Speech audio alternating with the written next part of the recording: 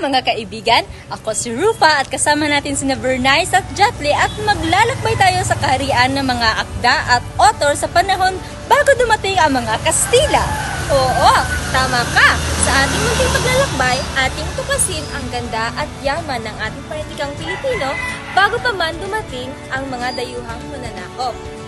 Tara na't simulan na natin ang ating paglalakbay sa pamamagitan ng pagtalakay sa ilang mga akda at autor na nagbibigay diin sa kultura at karanasan ng mga Pilipino noon. Tara na!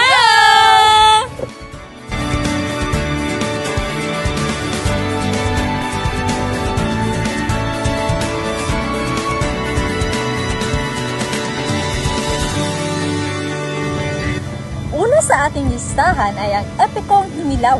Ito ay isang salaysay ng mga pambihirang pakikipagsapalaran ng mga sinaunang bayani ng Bisaya.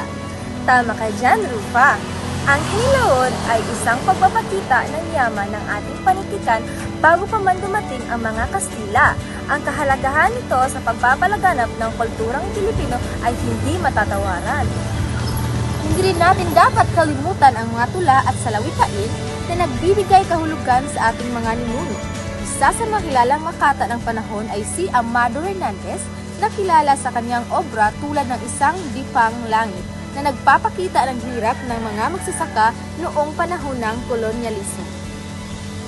Ngayon, tatalakayin naman natin ang mga obra maestra ng sining at musikal ng mga Pilipino bago ang panahon ng mga Kastila. Isang magandang halimbawa ay ang kulintang at gong music ng mga Muslim sa Mindanao. Tama ka dyan, Bernice. Ang kulintang at gong music ay hindi lamang isang anyo ng musika, kundi pati na rin isang paraan ng komunikasyon at pagpapahayag ng kultura. Hindi rin natin dapat kalimutan ang iba't ibang anyo ng sining tulad ng paggawa ng kabaong at bangkay ng mga disenyo.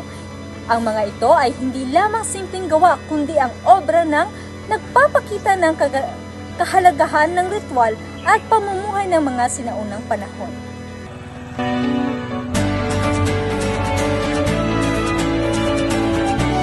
Sa ating paglalakbay sa panitikang Pilipino, bago ang panahon ng mga Kastila, malinaw na nakita natin ang yaman at kahalagahan ng ating kultura at panitikan bago pa man tayo naging kolonya.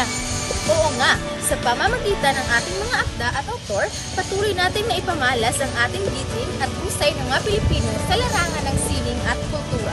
Kaya naman, hinihikayat namin kayong lahat na ipatuloy at napag-aralan at ipagmalaki ang ating panitikan at kultura hanggang sa muli nating paglalakbay.